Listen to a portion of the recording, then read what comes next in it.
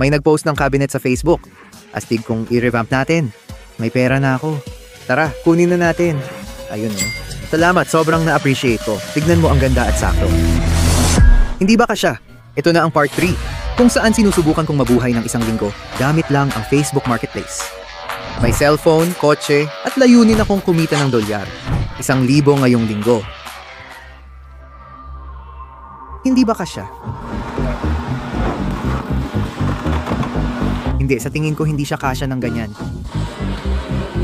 Hindi ko alam kung paano ko nagawa yun, pero gumana siya. Tara na. Papunta ako ngayon sa Home Depot para bumili ng gamit sa pagpipinta. Sinubukan kong mag-message sa Facebook para sa murang pintura. Pero walang sumagot kaya sa Home Depot na lang ako bibili.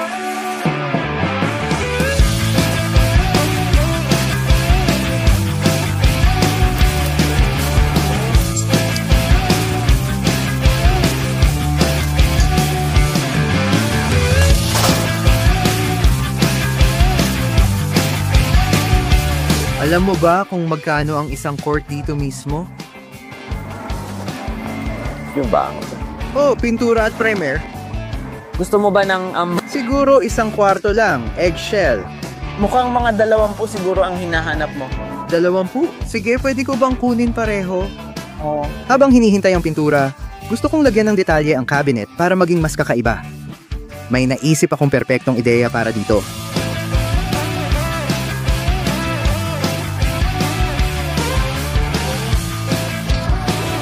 Na-realize ko lang na kailangan ko pala ng mga sukat para sa cabinet na ito. Buti na lang nasa Home Depot tayo. Bibili ako ng panukat, tapos ibabalik ko. $4 para sa panukat? Grabe naman, sobra naman yan. Oo, siguradong ibabalik ko talaga to. Sana ayos pa yung cart ko dun sa likod.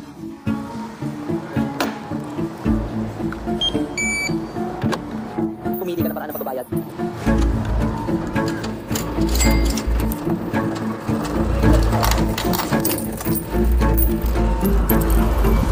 News ka lang ba? Oh, salamat. Sige, simulan na natin.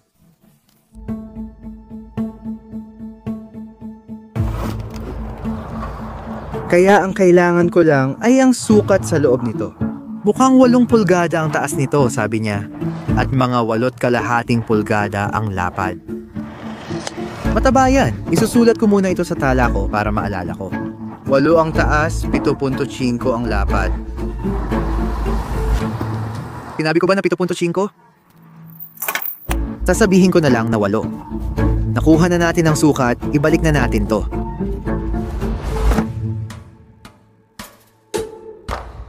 Magbabalik lang po ako. May problema po ba dito? Hindi po. 3, 4. Perfecto, salamat po, salamat po. Tara baby, hindi tayo bibili ng tape measure. Umalis ka na dito at tingnan mo yon. Nandyan pa rin card ko. May mission tayo pero di ko pa ito nakita. Subukan bago bumili, seryoso? Ang astig, ang astig.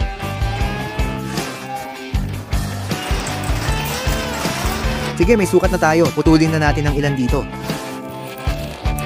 Ang kailangan ko na lang ngayon ay pandikit tapos tingnan na natin. Grabe, $38. Salamat sa pamimili sa Home Depot. Ngayon na kumpleto na lahat, kailangan ko nang humanap ng lugar kung saan pwedeng pinturahan ito. Siguro pupunta ako sa likod ng gusali o isang tagong lugar para walang makakita. Parang lihim kasi. Sige, nandito na tayo. Paano ko nga ba nailagay ito dito?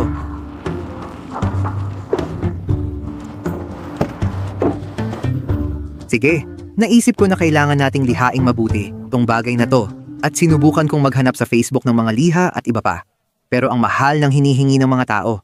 Kaya tatawagan ko si Pops at tatanungin kung may liha at drill siya. Ito ang unang beses na hihingi ako ng tulong sa challenge na, "To, kaya bigyan niyo naman ako ng break please." Baka nga wala rin siya nun. Yo, may tanong ako. Nako, meron ka bang liha at drill? Oo, para saan mo naman yun gagamitin,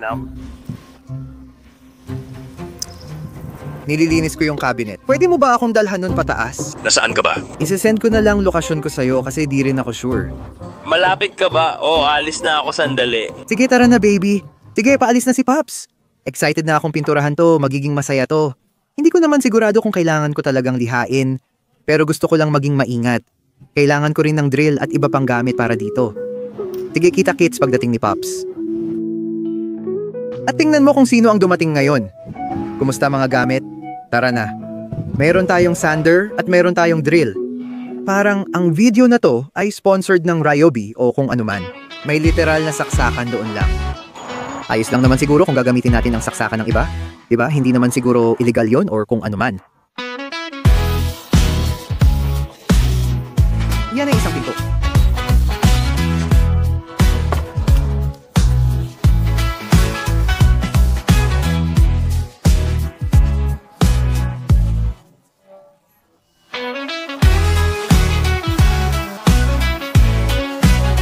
Sige, ngayong napakinis ko na ito, dadalhin ko na siya at ipipinta sa damuhan para di magkapintura sa semento. Nahihiya na nga akong gumamit ng saksakan ng iba, lalo na kung magpipintura pa ako sa semento. Panahon na para magpinta. Napansin ko lang na wala pala akong timba na paglalagyan ng roller, kaya ididiretso ko na lang ito dito. Sana talaga maganda ang kalabasan nito. Parang pusang walang balahibo tuwing taglamig. Baka kailangan pa ng dagdag na patong. Facebook. Tag-init. Parang sabi ng Rolling Stone, pinturahan mo ng itim ang lalaki.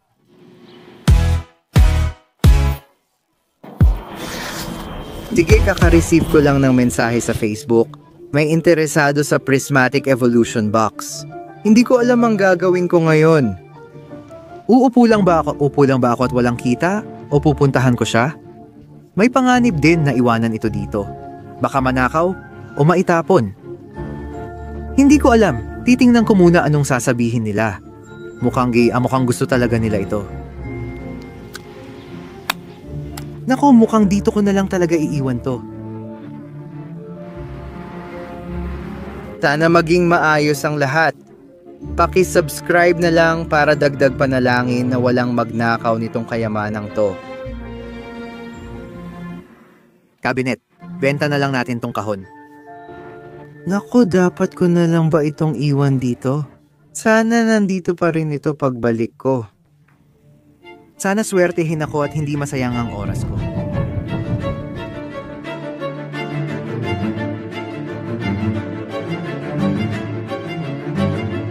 Sige, kakarating lang namin dito sa lugar kung saan kami dapat magkita. Naghihintay kami sa lalaki. Nasa amin na ang Prismatic Premium Collection Box. Medyo malungkot na pakawalan itong bagay na to, pero investment ito at malapit na naming makuha ang balik nito. Sabi niya, malapit na raw siya.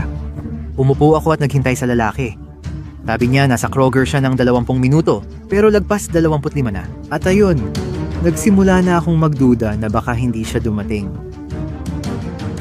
Sa tingin ko, kinakabahan lang ako kasi naiwan yung cabinet, pero naghintay pa rin ako. Mukhang kararating lang nung lalaki. Kumusta pare? Connor TV. Ayos makilala ka. Ayos na makilala ka pare. Anong nangyari sa kamay mo? Marami. Oo nga. Tingnan mo. Sige, ayan na. Walang punit, walang luha. Wala. Maayos pa ito. Pwede ba 170?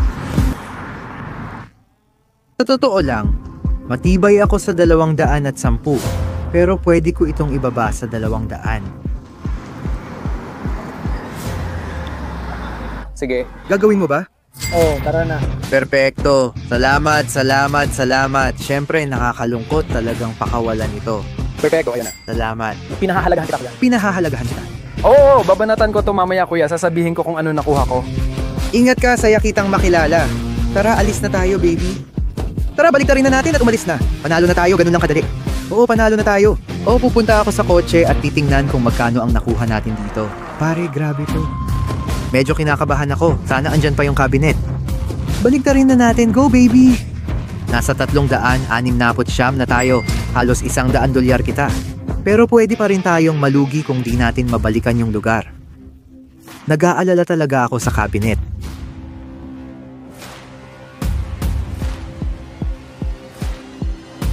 Sana nandito ka pa, sana manatili ka dito.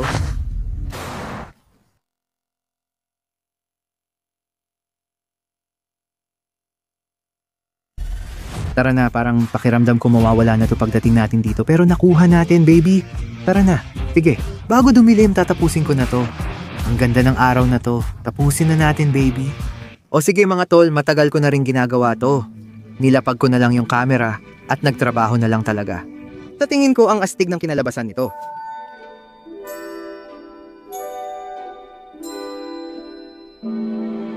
Nailagay ko na sa kotse ang cabinet at nilista sa Facebook sa halagang $1. 150 na tingin ko ay makatuwiran para ibenta. Mukhang palubog na ang araw at pagod na ako. Sobrang pagod na pagod talaga ako. Sana talaga walang pintura sa mga upuan ko. Sa tingin ko, natuyo naman agad. Sana nga, pero sobrang dumi ko na. Pakiramdam ko ang lagkit ko. Napuno ako ng pintura. At bukod pa doon, ilang araw na akong hindi naliligo. Ang baho ko na. Gusto ko talagang maligo ngayon. Sa tingin ko, mahirap maghanap ng paliguan sa Facebook Marketplace. Pwede siguro, pero kaya ko ba? Hindi, at kahit may naisip akong ideya na hindi ko alam kung gagana o hindi, subukan ko na rin. Kaya nandito tayo ngayon. Nakarating kami sa Planet Fitness. Sigurado ako na may shower ang Planet Fitness pero ang pinakamahirap ay makapasok doon dahil kailangan mo ng membership para makapasok at hindi ako bibili ng membership. Pero nakita ko sa Instagram na may isang tao na nag-scan ng kung ano-anong bagay para makapasok sa Planet Fitness at, well, may dala kaming ramen noodles kaya susubukan kong makapasok gamit ang isang pack ng ramen noodles. Sana gumana ito.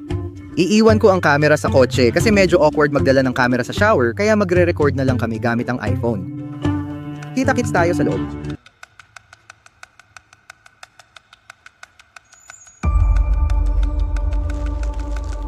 Habang papasok ako, sobrang kabado ako parang may 07 mission na di pwedeng mahuli.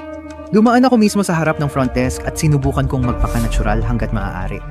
Wala namang tumitingin sa akin sa mga nagtatrabaho doon, kaya dumiretso na lang ako paakyat ng hagdan.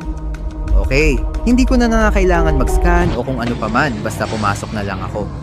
Naghihintay lang ako dito kasama ang ramen noodles ko. Bantayan ko na lang siya.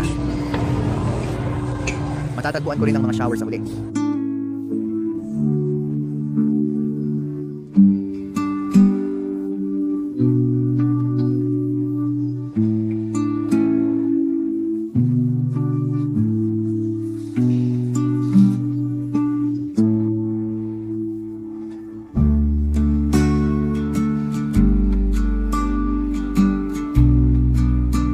Well, kailangan kong tumakbo palabas doon at kailangan kong kunin ang cellphone ko. Wala akong tuwalya kaya sinuot ko ulit ang damit ko. Sana hindi ito basa.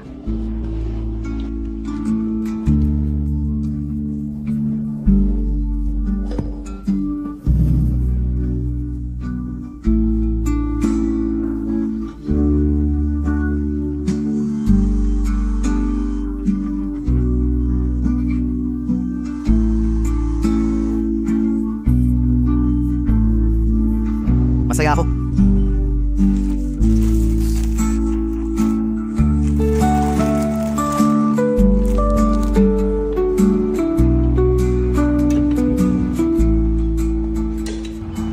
Ayun, ganyan lang kasimple makaligo ng libre. Sige, balik na tayo sa kotse. Literal na pumasok lang ako doon, parang wala lang. Hindi ko na kailangang mag-scan ng kahit ano o anuman. Naligo lang ako. Ang astig nun.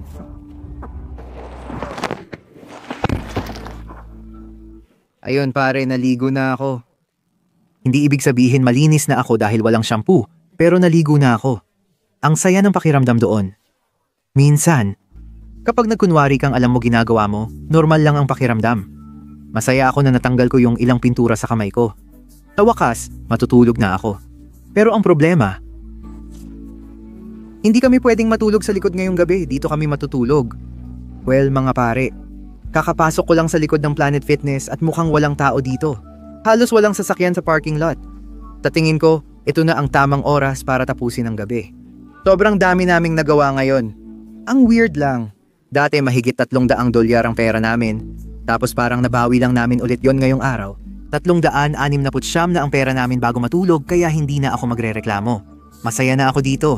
May astig kaming cabinet dito. At ngayon ko lang na-realize kung gaano karaming pera ang nilagay namin dito. Binili ko ito ng $30 at gumastos pa ng $40 para sa mga gamit.